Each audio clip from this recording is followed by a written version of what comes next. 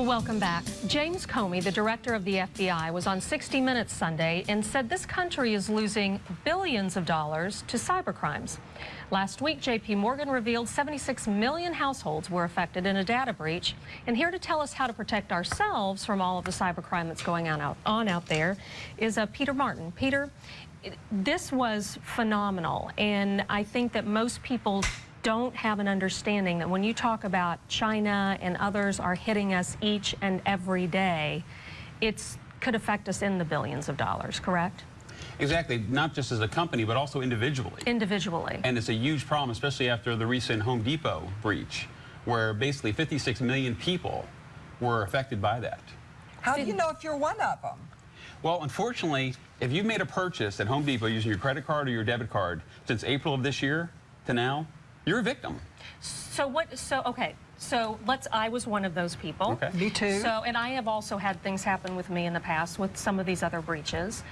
Give us a checklist of things, because I know that I was given a checklist. Make sure and check your credit cards, make sure you check your credit reports. What are some of the things people should do? Well, one of the things, going back to the Home Depot for a second, Home Depot is doing to protect people, so what you should do is go to the Home Depot website. And they're going to give you free identity theft protection for the next year. Oh, wow. And that's very important. Yeah. A lot of people are concerned about that because they're not really sure what that means, but basically what it's going to do is going to monitor your credit, and if something unusual comes up, they're going to notify you. So what you also want to do is you want to make sure you get your credit report on a regular basis. You want to watch your bank accounts. Which you can get free, by the way. Exactly. There are a lot of scams telling you that you have to pay for those. Yes, you don't have to pay for it. Right. A lot of your credit card providers actually have a credit alert program, which you can simply just subscribe to. And it's good because what happens is if they start seeing unusual activity in your credit, they're going to notify you. A lot of times they will actually call you and tell you, hey, we are seeing some charges, especially if you travel. And all of a sudden they monitor and they see that all of a sudden, wait a second, there's a charge in Baltimore, then there's one in California. In a very short period of time, they will actually call you. So you need to be aware of that and watch your credit card statements, but also you need to watch your bank statements. And if you see unusual things going on there, immediately call your financial institution.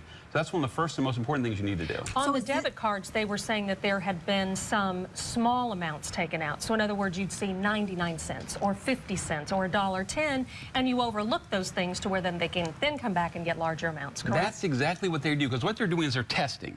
So they'll put little small charges through, and they'll do like 99 cents, and they'll test, and they'll test, and they'll test, and then all of a sudden when they see that they've got access, that's when they start hitting you with the larger ones. And the problem is, these people are doing it from outside the United States. So if they do this, there's really nothing law enforcement here in the United States can do, because it's very hard to track those people down and catch them.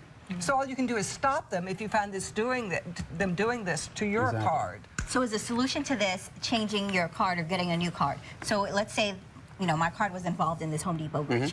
Is that just my credit card, or is this all of my information, so changing my card won't help? That's the problem. Changing your card will not help, because what happened with the Home Depot breach was this. They had broken into the Home Depot system. They were in there for 5 months prior to anyone even becoming aware of it. Home Depot never was aware of it. It was actually the federal law enforcement people found out about it, and the banks, and they notified Home Depot of the breach. So while they were in there, they were accessing all of your personal information. And that's why it's very important that you watch your credit, because if they have your personal information, that's how they now steal your identity. Let's go a little closer to home. There have been some scams in Florida, in particular, that you'd like to tell us about. Give us some insights. One of the biggest scams that's hitting Florida right now is this. They're sending an email to people, and they're targeting Florida, and it's become one of the problems in Florida because we're actually now the #1 state for identity theft. Oh. And that's pretty frightening, and they're targeting Florida, and what they're doing is they're sending out emails to unsuspecting people, and it says, you have won $1 million, or someone has died and they have left you this money. And what they do is they then get you to give them a small fee to cover the legal fees to transfer the money to your account. And it's a very big scam, and a lot of people are falling prey to that. And then the other one that's coming out recently is people are receiving emails from their bank. And actually we'll have, like I got one the other day, it had Wells Fargo on there. And it said, dear Mr. Martin, we believe your bank account has been breached. Please click here and log in to check to make sure no unusual activity. As soon as you click on that link and you activate that link, they are now accessing your computer. So whenever you get an email, the biggest tip I can leave today is this. Whenever you get an email and you're not sure who it's from, or it's asking you to click on a link, do not do it. If it's something from your bank, pick up the phone and call your bank. Don't just trust that, because that's how these people are getting access to your identity, and they're stealing your information. Is it all right to read the email and just not click on it? I've opened emails and then thought, maybe I've already gotten in trouble here just opening it. Opening it is okay. Don't click on the links. The other thing that I will share with you is this. Free Wi-Fi, as nice as it is extremely dangerous. Whenever you go somewhere and you're taking free Wi-Fi, anything that you're doing on your computer, on a free Wi-Fi network, anyone else that's on that network can see what you're doing. Oh. It's very dangerous, so don't ever do any financial transactions. Don't check your bank account.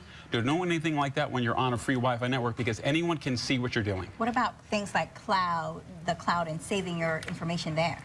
The cloud is still having some security breaches, so as far as financial records and bank information, and especially your passwords, don't store them on the cloud. Where can you put them? I forget mine. In your planner. You and I write them down, and that's okay. The I old-fashioned forget where way. I write them down. Peter, thank you so much. This is very important, and we would urge all of you, send us emails if you have questions. We'll try to get them answered for you. It's very important. All right, stay with us. The Accidental Housewife is up next, and then, of course, we'll be in the kitchen doing some wine tasting with Michael's on East.